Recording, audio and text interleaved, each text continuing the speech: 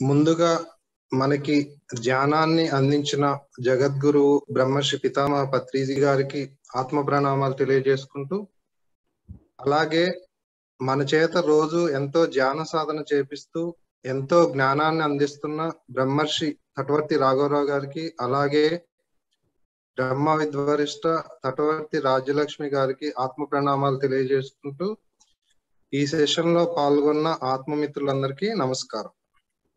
सबसे पहले आज का यह सेशन शुरू करने से पहले परम गुरु ब्रह्मर्षि पितामह पत्री जी को धन्यवाद देते हैं। उसी तरह रोज साधना मार्ग में हमसे ध्यान साधना कराते हुए आत्मज्ञान का शिक्षण दे रहे ऐसे ब्रह्मर्षि तटवर्ती वीर राघवराव गारू और ब्रह्म विद्वरिष्ठा राज्यलक्ष्मी जी को भी धन्यवाद देते हुए इस सेशन में उपस्थित सभी महानुभावों का हार्दिक स्वागत करता हूँ, धन्यवाद दे रहा हूँ। నా పేరు దామోదర్, నేను హైదరాబాద్ నుంచి మాట్లాడుతున్నాను. आज का हमारा मास्टर है दामोदर जी, ये हैदराबाद से बात कर रहे हैं। ఈ రోజు మనము బుద్ధిని వికసింప చేసుకోవాలి అనే టాపిక్ గురించి కొన్ని విషయాలు తెలుసుకుందాం. हम बुद्धि को विकास करना अथवा विकसित करना, उसके बारे में कुछ टॉपिक के ऊपर विस्तृत में जानकारी प्राप्त करेंगे।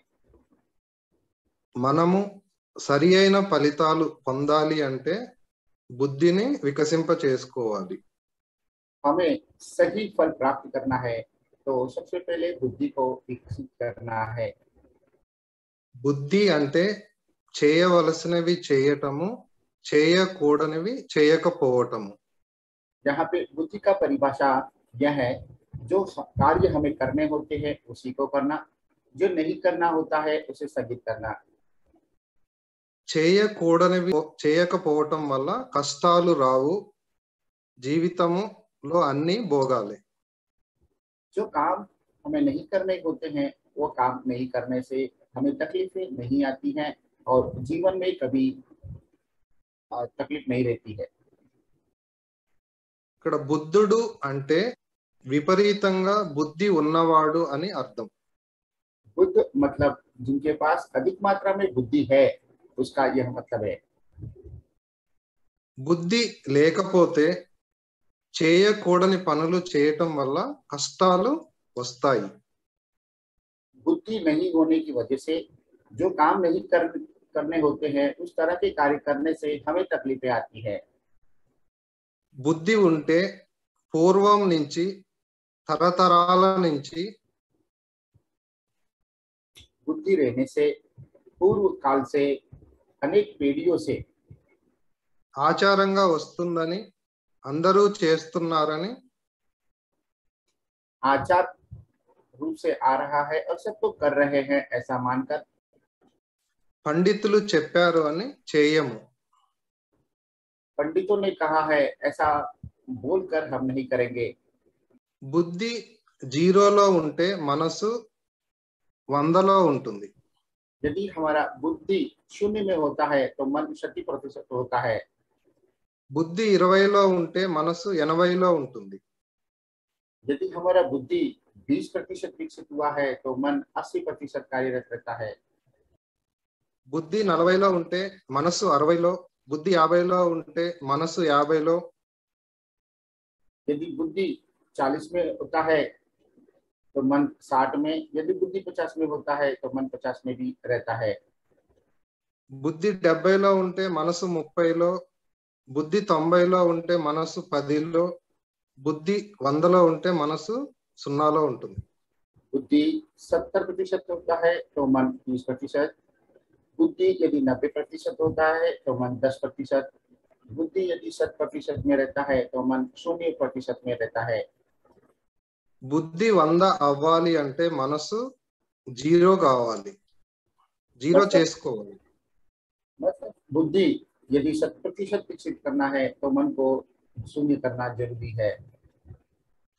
మనసు ఎంత శుద్ధి అయితే బుద్ధి అంత వికసిస్తుంది. मन जितना शून्य होगा, स्थिति में रहेगा, बुद्धि उतना विकसित होता है। మనసు ఎంత మలినంగా ఉంటే బుద్ధి అంత మలినంగా ఉంటుంది. मन जितना अशुद्ध होता है बुद्धि भी उतना ही अशुद्ध रहता है। మనసు శుద్ధి అయ్యే కొద్దీ బుద్ధి వికసిస్తుంది. मन शुद्धि होने पर ही बुद्धि का विकास होता है। మనం గమనిస్తే చిన్నప్పటి నుంచి పూజలు చేస్తున్న వారికి కూడా కష్టాలు వస్తున్నాయి. यदि हम गहराई पूर्वक देखते हैं, बचपन पे जो लोग पूजा पाठ करते हैं उनको भी तकलीफें आती हैं, కానీ వాళ్ళకి అర్థం కాదు, పూజలు చేస్తున్నా నాకు కష్టాలు ఎందుకు వస్తున్నాయి అని అనుకుంటూ ఉంటారు. लेकिन उन्हें ये बात समझ में नहीं आती है। तत्पश्चात यह सोचने लगते हैं कि बचपन से मैं पूजा करने के बाद भी मुझे इतने तकलीफ क्यों आ रहे हैं। ఈ కన్ఫ్యూజన్ ఎందువల్ల వచ్చిందంటే బుద్ధి లేకపోవటం వల్ల వచ్చింది. यह कंफ्यूजन उनके पास बुद्धि ना होने की वजह से ही आया है। పత్రిసార్ ఏం చెప్తారంటే కష్టాలు, నష్టాలు, అవమానము ఆధ్యాత్మిక ఉన్నతికి మెట్లు అని చెప్తారు. पत्री जी कहते हैं तकलीफ, नुकसान, अपमान ये सभी आध्यात्मिक प्रगति में आगे बढ़ने की सीढ़ियां है। మనము ఏ కష్టం వచ్చినా ఓర్చుకోవాల్సిందే, భరించాల్సిందే, అనుభవించాల్సిందే. हमें जो भी तकलीफ आता है उसे सहन करना है, उसे स्वीकार करना है और उसे सीखना है। ఎందుకంటే పాపం చేశాము కాబట్టి ఇప్పుడు అనుభవిస్తున్నాం. क्योंकि हमने पाप किया है इसीलिए इसको अभी हम अनुभव कर रहे हैं। కొంతమంది అంటూ ఉంటారు షిరిడి సాయిబాబా రోగాలు తగ్గించాడు అని. ఇక్కడ సాయి సత్చరిత్ర బుక్ నుంచి సార్. साई सच्चरित्र बुक के आधार पर ये कहते हैं कि शिरडी साई बाबा लोगों के रोग दूर करते हैं। ఒకతను విపరీతమైన దగ్గుతో బాధపడుతూ ఉండేవాడు. एक व्यक्ति खांसी की बीमारी से बाधित हुआ करता था। ఆ దగ్గుని భరించలేక సాయిబాబాని వేడుకుంటే ఆ దగ్గు వెంటనే తగ్గిపోతుంది. वो अपनी खांसी को सहन ना करते हुए बहुत तकलीफ में रहा, तब उन्होंने साईं बाबा से विनती करते हैं और तुरंत ही उनकी खांसी दूर हो जाती है। బాబా నాకు తగ్గించాడు అని అతను కృతజ్ఞతలు తెలుపుకుందామని బాబా దగ్గరికి వెళ్తాడు. बाबा ने मेरी यह बीमारी को, ये मेरी खांसी को ठीक कर दिया तो मैं उन्हें जाकर के धन्यवाद दूंगा, यह सोचकर वो बाबा जहाँ रहते हैं उस शिरडी में वह मस्जिद तक वो पहुंच जाते हैं। తను ఏదైతే దగ్గుతో బాధపడ్డాడో అదే దగ్గుతో బాబా బాధపడుతూ ఉంటాడు. तो देखा कभी बाबा जी वो स्वयं जिस खांसी से परेशान हुआ करते थे, अब वही खांसी से स्वयं बाबा जी तकलीफ में रहते हैं। బాబా అతని కర్మను తీసుకున్నాడు. तो यहाँ पे बाबा ने उनका कर्म ले लिया था। కర్మను రద్దు చేసే శక్తి ఏ దేవునికి లేదు. कर्म को दूर करने की ताकत किसी भी भगवान के पास नहीं होता है। ఎందువల్ల అంటే అది సృష్టికర్త నిర్ణయం కాబట్టి. क्योंकि वो सृष्टिकर्ता का निर्णय है, इसलिए బుద్ధి లేకపోతే ఇవి ఏవి అర్థం కావు. बुद्धि नहीं होने पर इस तरह की कोई भी बात समझ में नहीं आती है। మనము సృష్టికర్త సృష్టించిన ఈ సృష్టిలో ఉన్నాము. हम सृष्टिकर्ता के द्वारा सर्जन किया हुआ उसी सृष्टि में है। ఆయన ఏర్పాటు చేసిన నియమాలు ఉన్నాయి, అవి అందరూ పాటించాలి. उन्होंने कुछ नियम बनाए हैं, उन नियमों को हम सबको पालन करना है। భక్త రామదాసుని జైల్లో పెట్టారు. भक्त रामदास को जेल में बंद किया था। ఎందుకంటే చిలకని పంజరంలో బంధించాడు కాబట్టి. क्योंकि उन्होंने एक पोपट को कई दिन तक एक पिंजरे में बंद करके रखा था। ఈయన కూడా అదే విధంగా బంధించబడ్డాడు. इसीलिए यह भी उसी तरह से जेल में बंद करके रखा गया था। అంత రాముడు భక్తుడైనా గాని బంధించబడ్డాడు. राम के इतने परम भक्त होने के पश्चात भी उनको भी बंदी बनाकर रखा गया है। బుద్ధిని ఉపయోగిస్తే, బుద్ధి ఉంటే ఇది అంతా అర్థమవుతుంది. बुद्धि रहने पर ही यह सभी बातें समझ में आती है। అనుభవిస్తే బయటపడిపోతారు. రామదాసు అనుభవించిన తర్వాత జైలు నుంచి బయటపడ్డాడు. अनुभव करने के पश्चात हम उससे मुक्त हो जाते हैं। रामदास भी जेल में कुछ दिन रहने के पश्चात उनका अनुभव करने के बाद वहां से वो मुक्त हो जाते हैं। ఏమీ చేయకుండా ఊరికే చిలుకను బంధించితేనే రామదాసుకి అంత శిక్ష పడితే कुछ भी नहीं करने के बाद भी मात्र पोपट को एक पिंजरे में बंद करने से ही भक्त रामदास को यदि इतनी बड़ी सजा मिलती है, మనము ఒక కోడిని పట్టుకొని చంపి తినే వాడికి ఎంత పెద్ద శిక్ష పడుతుంది. हम एक मुर्गी को पकड़कर उसे मारकर उसे खाना बनाकर खाएंगे तो हमें कितनी बड़ी सजा मिलेगी। ఇవన్నీ కూడా బుద్ధి ఉంటేనే అర్థమవుతుంది. यह बात भी बुद्धि रहता है तभी ही समझ में आता है। షిరిడి సాయిబాబా లాంటి వాళ్ళు ఏ సందర్భంలో తగ్గిస్తారంటే 6 మాసాలు అనుభవించాలి. शिरडी साई बाबा भी तभी उनके दुखों को दूर करते हैं जब वो 6 महीने तक उसे अनुभव करते हैं। ఒక 5 నెలల 20 రోజులు అనుభవించిన తర్వాత తగ్గిస్తారు. तो वे भी 5 महीना और 20 दिन के बाद में तक उनका अनुभव करने के पश्चात ही उनका बीमारी को ठीक करते हैं या दूर करते हैं। ఎందుకు తగ్గిస్తారు అంటే వాళ్ళు తాను చెప్పిన విషయాలు అమలు చేస్తారని. वो इसलिए दूर करते हैं क्योंकि वो अभी बाबा जी की बात का जो कहेंगे उसका आचरण करेंगे यह मानकर లోక కళ్యాణకరమైన పనులు చేస్తారని నమ్మకం కలిగినప్పుడు మాత్రమే వాళ్ళకి తగ్గిస్తారు. लोग कल्याण कार्य करेंगे ऐसा उनको विश्वास होता है तभी ही वे उनके बीमारी को ठीक करते हैं, दूर करते हैं। మొదట్లో తగ్గించరు, చివరిలో తగ్గిస్తారు. शुरुआत के समय में उनको वो बीमारी को ठीक नहीं करते हैं, अंत समय आते आते उनको ठीक कर देते हैं। మనము గమనిస్తే రాజ్యలక్ష్మి మేడంకి ఫైర్ యాక్సిడెంట్ అయినప్పుడు 6 నెలలు నరకయాతన అనుభవించిన తర్వాత పత్రిసారు కాపాడటం జరిగింది. इसी बात को हम यहाँ देखेंगे तो स्वयं राजलक्ष्मी जी को वो अग्नि वो एक्सीडेंट हुआ था, अग्नि में वो उनका शरीर पूरा जल गया था, तभी भी उन्होंने 6 महीने तक बहुत मुश्किलों का सामना करने के पश्चात, बहुत अनुभव करने के पश्चात ही पत्री जी ने उनका वह तकलीफ को दूर किए थे। పత్రిసారు ఏ పర్పస్ మీద మేడం భూమి మీద ఉంచారో ఆ పర్పస్ ఇప్పుడు నెరవేరుతుంది.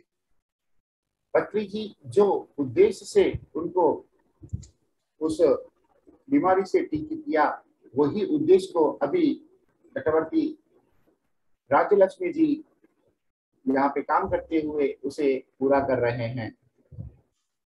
ఈ బుద్ధి ఎలా వికసిస్తుంది, ఎప్పుడు వికసిస్తుంది? ये बुद्धि कब विकास होता है और कैसे विकास होता है? మానవులు 4 రకాల గుణాలలో ఉంటారు. सामान्य तौर पे मानव 4 प्रकार के गुण में रहते हैं। తమోగుణం, రజోగుణం, సాత్విక గుణం, నిర్గుణం. तमोगुण, रजोगुण, सात्विक गुण और निर्गुण। తమోగుణంలో మనసు 100% బుద్ధి 0 ఉంటుంది. तमोगुण में मन 100% और बुद्धि 0 में रहता है।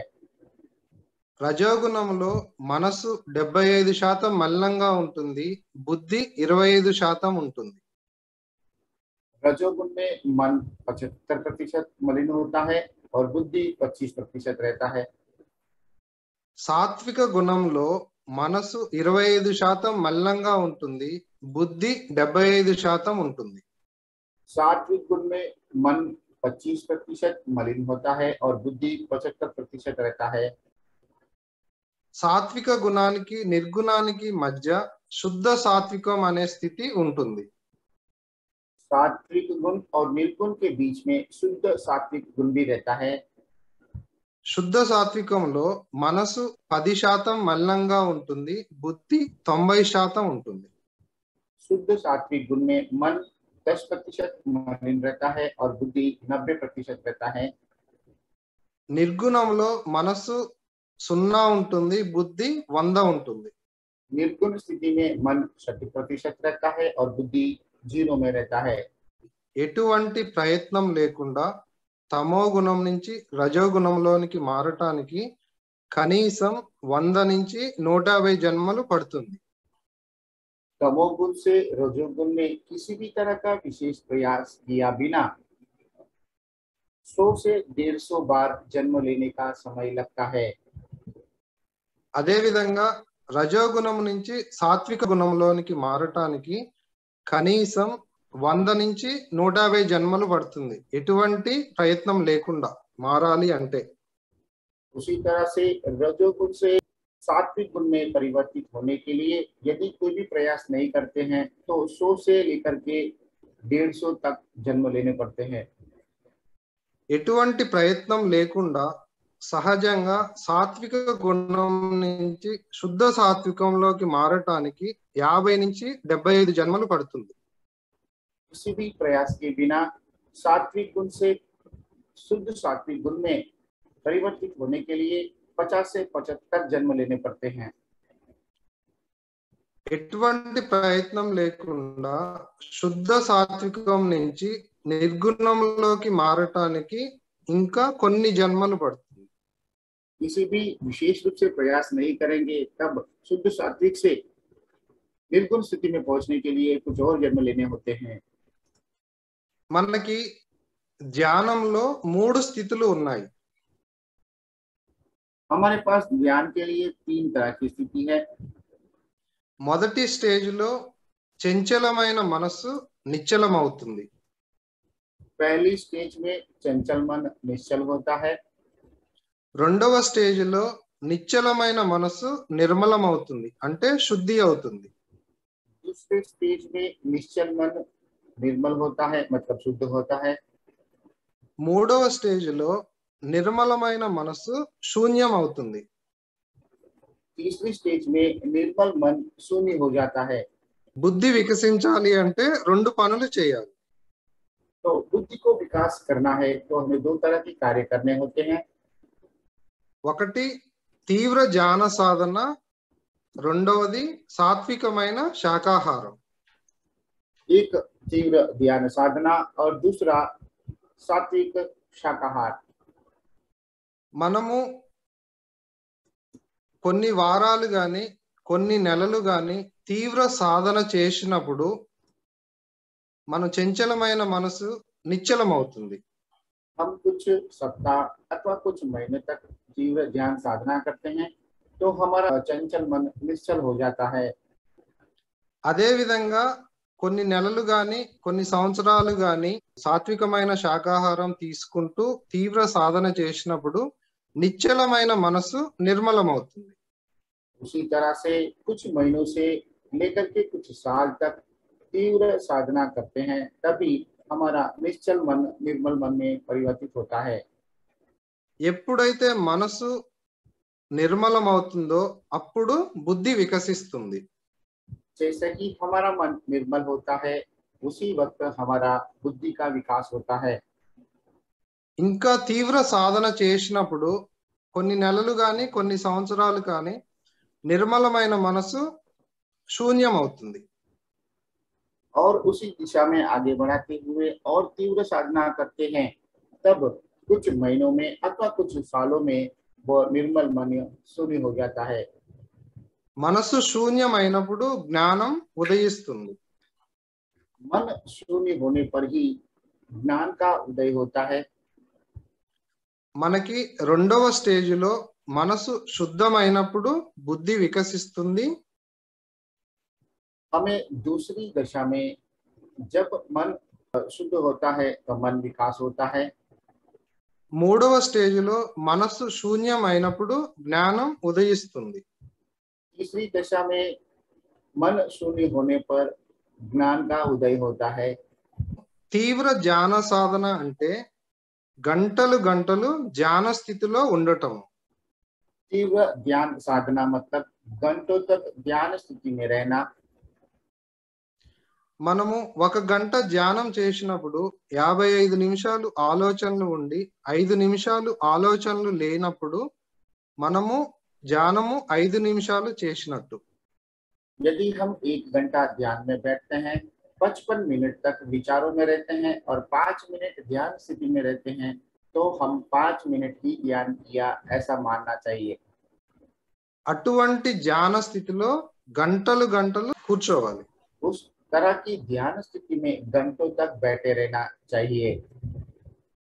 మనము తీవ్ర ధ్యాన సాధన చేస్తున్నామా లేదా అనేది ఎలా తెలుస్తుంది? हम तीव्र ध्यान साधना कर रहे हैं कि नहीं, ये कैसे पता चलेगा? మనము 3 గంటలు ధ్యానంలో కూర్చున్నప్పుడు ఓకే చెప్తే కళ్ళు తెరిచినప్పుడు మనకి 3 నిమిషాలలా అనిపిస్తే మనము తీవ్ర ధ్యాన సాధన చేస్తున్నట్టే. हम 3 घंटे तक ध्यान करने के पश्चात जब ओके कहा जाता है, तब हमें ये 3 मिनट जैसा ही महसूस होता है, तभी हमने तीव्र ध्यान साधना किया यह मान सकते हैं। మనము ఎప్పుడైతే సాత్వికమైన శాకాహారం తీసుకుంటూ తీవ్ర ధ్యాన సాధన చేసినప్పుడు ఈ ఒక్క జన్మలోనే అంటే కొన్ని నెలలు కావచ్చు, కొన్ని సంవత్సరాలు కావచ్చు, यदि हम सात्विक आहार लेते हुए तीव्र ध्यान साधना करते हैं, मतलब कई महीने हो सकते हैं, कई साल हो सकते हैं, तब एक ही जन्म में ही మనం చేసే సాధనను బట్టి తమో గుణం నుంచి రజోగుణంలోకి, हमारे द्वारा किया गया साधना के अनुसार तमोगुण से रजोगुण में, రజోగుణంలో నుంచి సాత్విక గుణంలోకి, रजोगुण में से सात्विक गुण में, సాత్విక గుణం నుంచి నిర్గుణంలోకి వెళ్తాం. सात्विक गुण से निर्गुण गुण में प्रवेश करते हैं। మనం ఒక్కసారి గమనిస్తే ఎటువంటి ప్రయత్నము లేకుండా సహజంగా జరగాలి అంటే కొన్ని వందల జన్మలు పడుతుంది ఒక గుణం నుంచి ఇంకో గుణంలోకి మారటానికి. सहज रूप से यह हम देखेंगे तो समझ में आता है, किसी भी तरह का विशेष प्रयास किए बिना यदि तमोगुण से रजोगुण में प्रवेश करने के लिए 100 से अधिक जन्म हमें लेने पड़ते हैं। కానీ ఎప్పుడైతే ఈ తీవ్ర ధ్యాన సాధన చేస్తూ సాత్వికమైన శాకాహారం తీసుకుంటూ ఉంటే ఒక్క జన్మలోనే ఈ గుణాలన్నీ దాటగలం.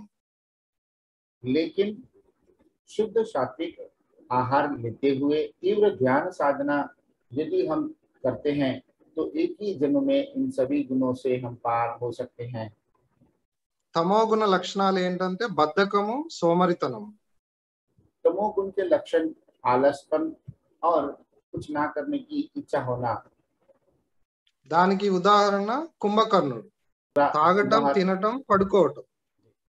का उदाहरण कुंभकर्ण, उनका काम खाना पीना और सोना। రజోగుణానికి ఉదాహరణ రావణాసురుడు. रजोगुण का उदाहरण रावण है। అంటే నేనే గొప్ప అనే అహంకారం ఉంటుంది. मैं ही महान हूँ ऐसा अहंकार प्रतीत होता है उनमें। సాత్విక గుణానికి ఉదాహరణ విభీషణుడు. सात्विक गुण का उदाहरण विभीषण है। ఇక్కడ రావణాసురుడు గొప్ప యోగి అయినప్పటికీ అహంకారంతో, यहाँ रावणासुर बहुत बड़े योगी होने के पश्चात भी अहंकार की वजह से, రజోగుణం వల్ల తను పరస్త్రీని చెరబట్టి నాశనం అవుతాడు. रजोगुण के वजह से दूसरी स्त्री के मोह में रहने से वो सर्वनाश हो जाता है। చివరికి బుద్ధి ఉన్న విభీషణుడు రాజు అవుతాడు. बुद्धि जिनके पास है ऐसा वह विभीषण ही राजा बनते हैं। అందుకని రాఘవరావు సార్ ఎప్పుడూ చెప్తూ ఉంటారు, ప్రతి ఒక్కరూ సాత్విక గుణంలోకి రాండి. इसीलिए राघव राव जी हमेशा कहते हैं सबको सात्विक गुण में आना है। సాత్విక గుణంలోకి మన బుద్ధి వికసిస్తుంది. इसी अवस्था में हमारा बुद्धि का विकास होता है। అక్కడ వరకు ప్రయత్నం చేయండి, అక్కడి నుంచి మీ బుద్ధే మిమ్మల్ని తీసుకెళ్తుంది అని చెప్తారు. हमें यहाँ तक ही प्रयत्न करना है, यहाँ से बुद्धि ही हमें आगे ले जाता है। మనము తమో గుణము రజోగుణములో ఉంటే మన మనసు మలినంగా ఉంటుంది. हम तमोगुण में रजोगुण में रहेंगे तो हमारा मन मलिन रहता है। మనసు మలినంగా ఉండటం వల్ల మన ఆలోచనలు చెడుగా ఉంటాయి. मन मलिन होने की वजह से हमारे विचार सही नहीं होते हैं। చెడు ఆలోచనల వల్ల చెడు కర్మలు చేస్తాము. गलत विचारों की वजह से गलत काम करते हैं। చెడు కర్మల వలన దుఃఖం వస్తుంది. गलत कर्मों की वजह से दुख मिलता है। ఎప్పుడైతే సాత్విక గుణములోకి వస్తామో మన మనసు శుద్ధిగా ఉంటుంది. जैसे कि हम सात्विक गुण में प्रवेश करते हैं तो हमारा मन शुद्ध रहता है। మనసు ఎప్పుడైతే శుద్ధిగా ఉంటుందో మన ఆలోచనలు మంచిగా ఉంటాయి. मन जब हमारा शुद्ध होता है तभी हमारे विचार शुद्ध होते हैं। మంచి ఆలోచనలు ఉండటం వల్ల మంచి కర్మలు చేస్తాము. अच्छे विचार होने से हम अच्छे कर्म करते हैं। మంచి కర్మలు చేయటం వల్ల మనకి కష్టాలు రమ్మన్నా రావు. अच्छे कर्म करने के पश्चात यदि हम तकलीफें मांगने पर भी वो नहीं मिलते हैं। ఈ గుణాలు మారే కొద్దీ మనలో శక్తి పెరుగుతూ ఉంటుంది.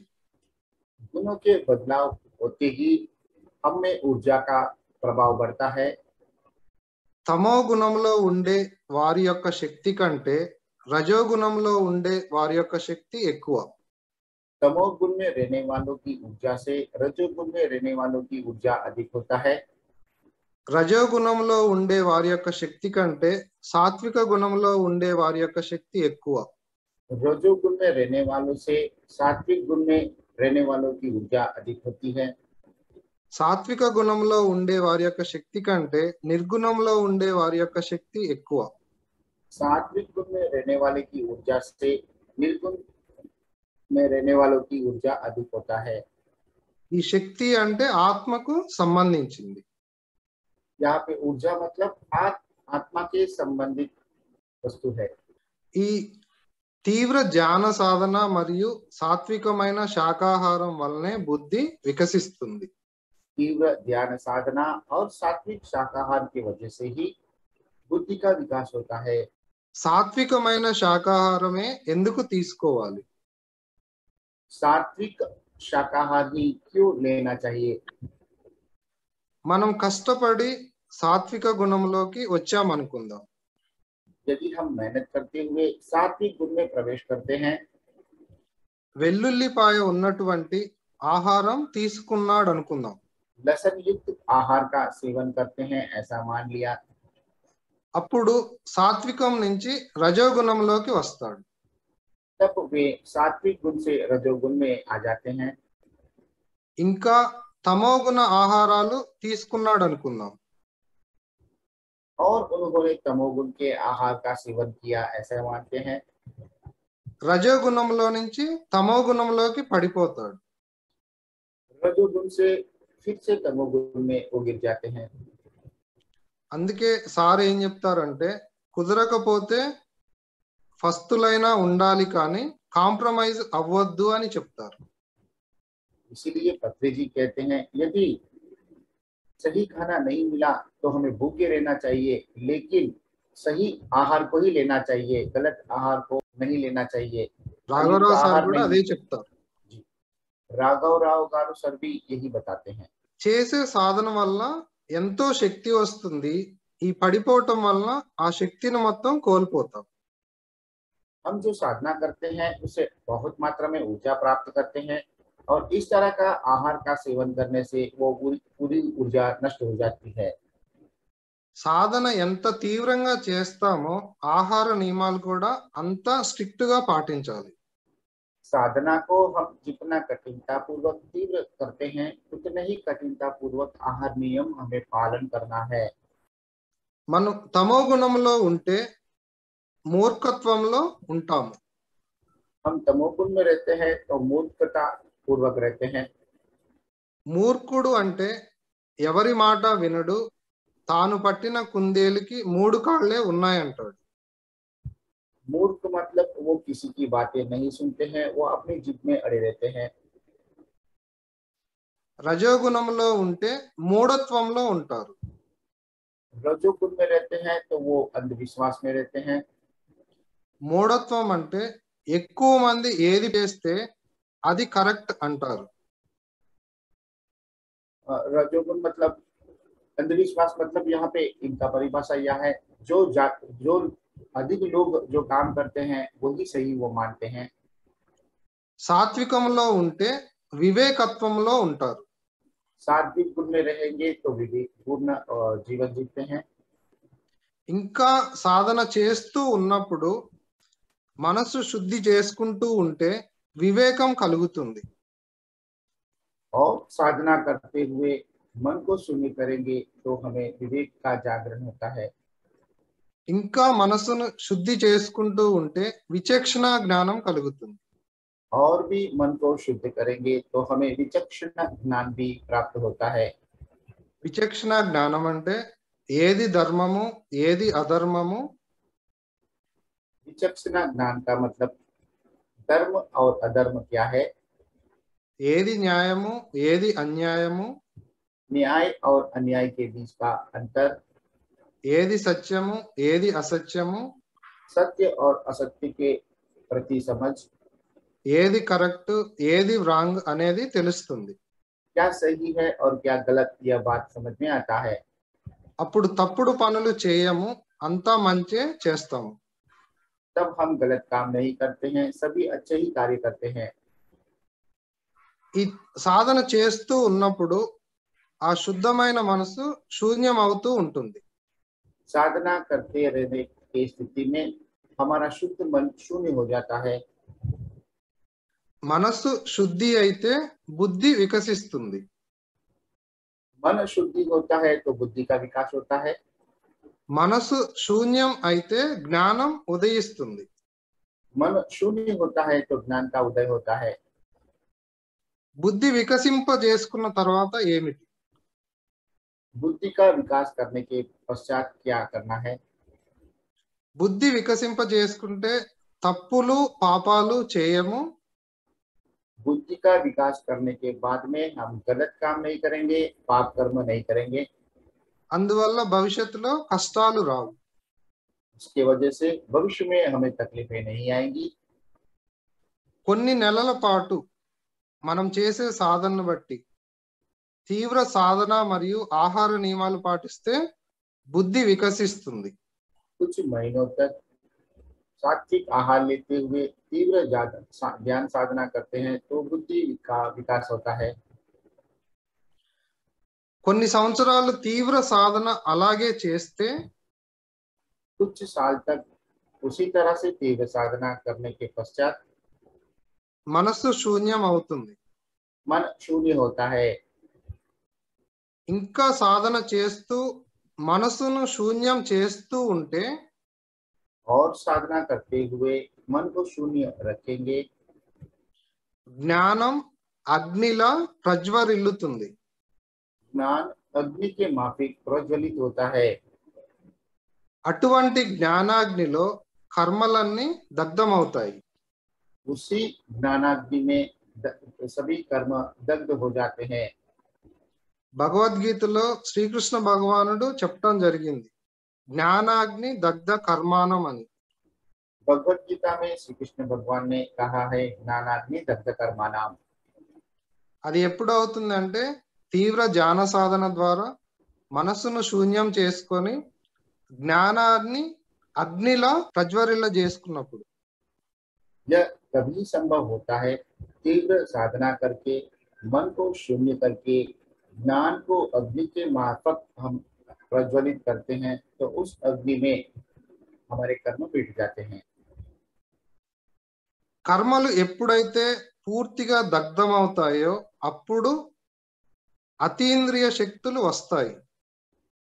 जब हमारे सभी कर्म पूरी तरह से मिट जाते हैं तब ही हमें अतीन्द्रिय शक्ति का प्रदान होता है, కానీ వాటిని దుర్వినియోగం చేయకూడదు. लेकिन हमें उनका दुरुपयोग नहीं करना है। వాటిని ఇంకా జ్ఞానం తెలుసుకోవటానికే ఉపయోగించాలి. उन्हें और अधिक ज्ञान प्राप्त करने के लिए ही उपयोग करना है। ఇక్కడ ఏంటంటే నేను ఆత్మ అన్నది బాగా అర్థమవుతుంది. यहाँ पे मैं आत्मा हूँ यह बात संपूर्ण समझ में आ जाता है। అర్థమవటమే కాదు, ఆత్మ అన్నట్లుగానే జీవిస్తాము.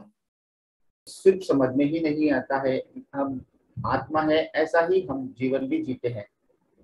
నిజమైన జ్ఞాన స్థితి ఇదే. यही सही ज्ञान स्थिति है।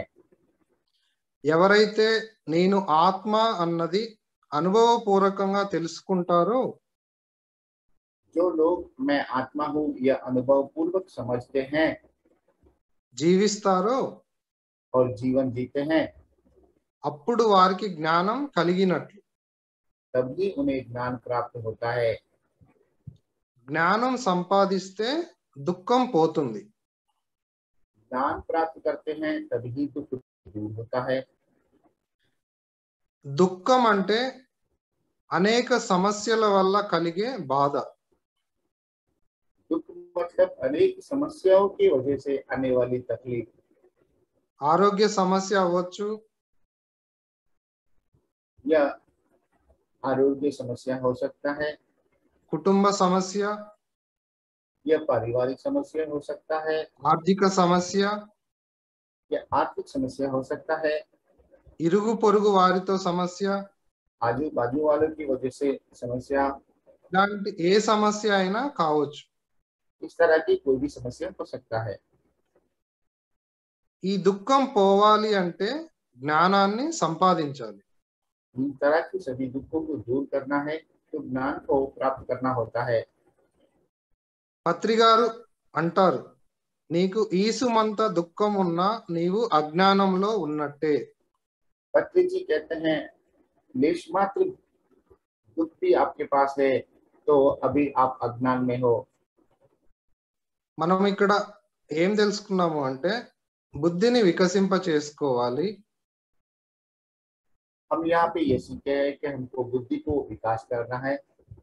బుద్ధి ఎలా వికసిస్తుంది, ఎప్పుడు వికసిస్తుంది, बुद्धि किस तरह से विकास प्राप्त होता है और कैसे प्राप्त होता है।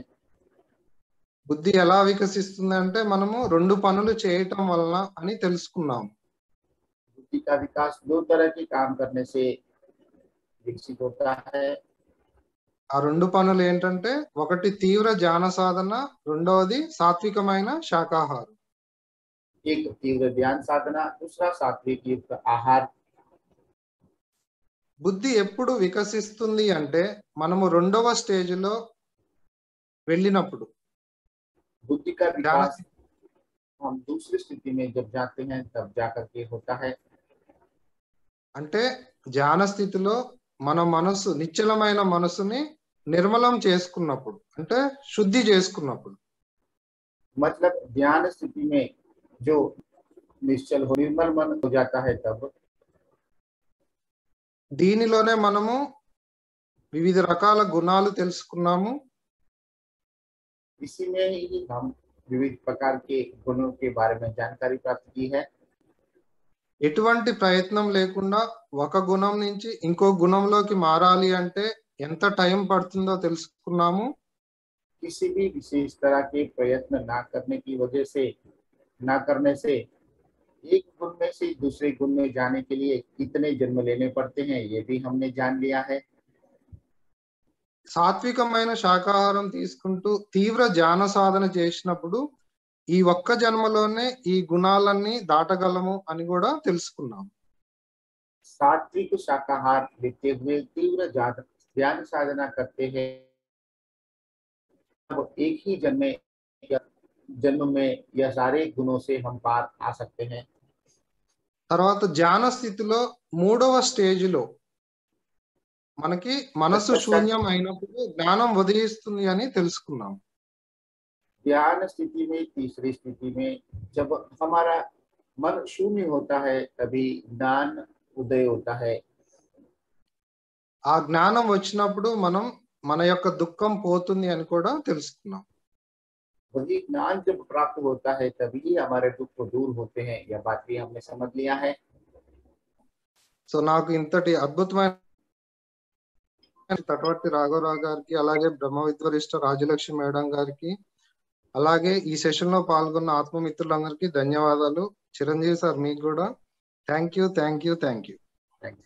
तो यह मौका देने के लिए तटवर्ती राघवराव गारू, राजलक्ष्मी जी और सभी उपस्थित दिव्यात्माओं को धन्यवाद दे रहे हैं। Thank you sir, wonderful session, बहुत अच्छा सेशन आपने हमें बताया है। बुद्धि के बारे में, ज्ञान के बारे में, ज्ञान के बारे में आपने सविस्तार पूर्ण बता करके हमें उसका आचरण करने की जो गुरु जी ने आपको ज्ञान दिया वह ज्ञान आपने हमको पहुंचाया है। निश्चित रूप से इस सेशन को दोबारा सुन के कई बातें हैं जो कंफ्यूजन क्रिएट करते हैं और उनको आपने बहुत ही अच्छे से समझाया है। बार बार सुनने से वो चीज पूरी तरह से दिमाग में उतर जाएगा और उसका आचरण करने से निश्चित रूप से हम भी एक ही जन्म में ये सारे गुणों को पार कर सकते हैं। वंडरफुल।